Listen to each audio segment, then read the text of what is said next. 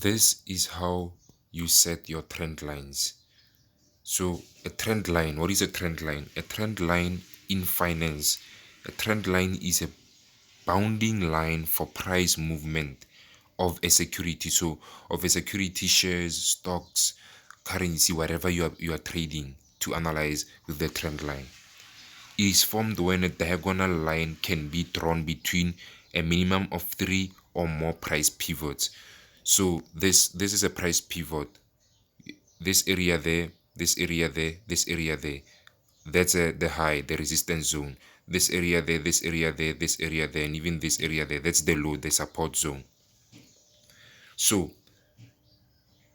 let's place the trends. So I'm on a weekly. So how do you identify the trend line? How you make the trend line be effective? You analyze it from the bigger time frames, right? So a trend line is a analysis tool. Tap there, trend line, and then set in your trend there. So what you do, you start from the, because it's saying the trend line is formed when a diagonal line can be drawn between a minimum of three or more pivots. So I'll take it from that pivot there. See the first pivot, second, third. So I'll take it there, stretch it a bit, hold it from that high there, and then I can stretch it to this. So usually, what can happen, it can be sometimes touches at the week. Sorry about that. Touches at the week. So the week is this uh, thin line here. It's called the week, the thin line on the candlestick. So it can touch the week sometimes, and then the others can touch the week respectfully, and there are others that can break, and some others can go into the candlestick body. So that's the first resistance. The resistance is when the resistance is above when price is supplying, and support is below when price is supporting the uptrend, right? And when price breaks the resistance becomes the support, meaning it's supporting the buy, right? Or when the price breaks the support, it means now it's no longer supporting the buy, it's selling, it's on a bearish movement, so it's resisting. So every time price comes at the resistance zone, it sells. Every time price comes at the resistance zone, it sells. So now this trend line is called this resistant trend line. Resistant trend line. So now let's set the support trend line. Trend line there. So what you do, right? You take the trend line and measure it according to this one. On trading view, you can just easily copy it. So here you just have to measure it accordingly, according to the resistant, and then there you have it. This is your trend line. You can put it on the body of the candlestick, because this current candlestick, this week candlestick, is not yet ready, or it's still not yet closed. So we have 1, 2, 3 touches. Sometimes the touches do not touch literally the trend line, because trading is not 100%, but you find that this zone is a support zone now when you come into zones. And yes, when you come into zones and support areas or resistant areas. So now we are only dealing with trend lines. So there you have it. It's a resistant trend line with the first touch, second touch, third touch. Usually the first touch we do nothing, the second touch we scalp, the third touch we take long-term trades, right? On the low area, first touch we do nothing, second touch we scalp, third touch we take long-term trades. But now this is the weekly. So when you're on the weekly, we'll be jumping onto the daily time frame and looking at how you can identify potential trades. Right now we go to the daily. So on the daily, it'll change a bit. As you can see, there's prices up, broken up there, there's other prices there breaking below. But just by looking at it, if we know that the price on the weekly time frame is on a downtrend, right?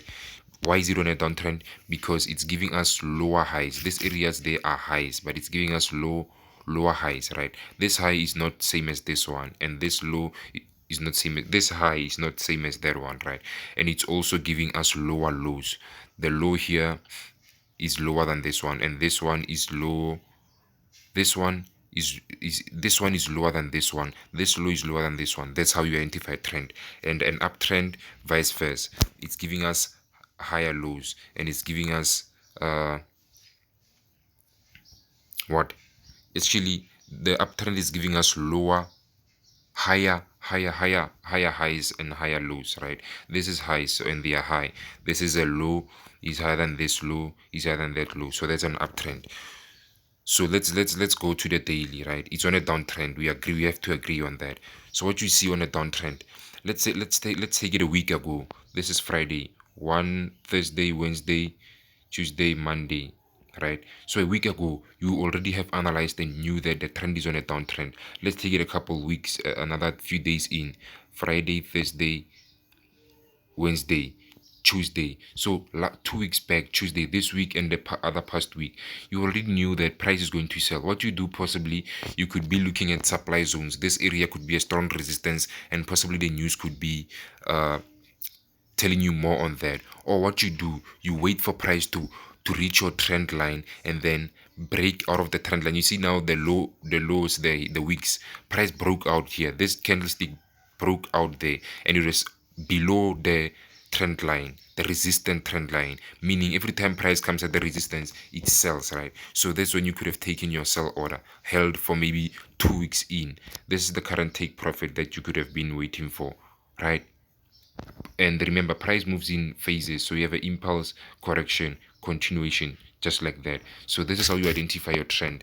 This is how you put your trend lines. Let's jump to the 4 hour. Okay, let me go to the daily and just zoom out a bit. You can see there's the similarities here. Even on the low, you bought every time price comes at the trend line, the support trend line, or the resistance, it respects it. 1 2 sold, made money. 1 2 sold. Wait, if you missed the resistant entry there, you waited for price to break out of the trend line or come into the trend and just take your sales. Boom. Waited for price to break. Boom. Waited for price to break below the trend. Boom. Right.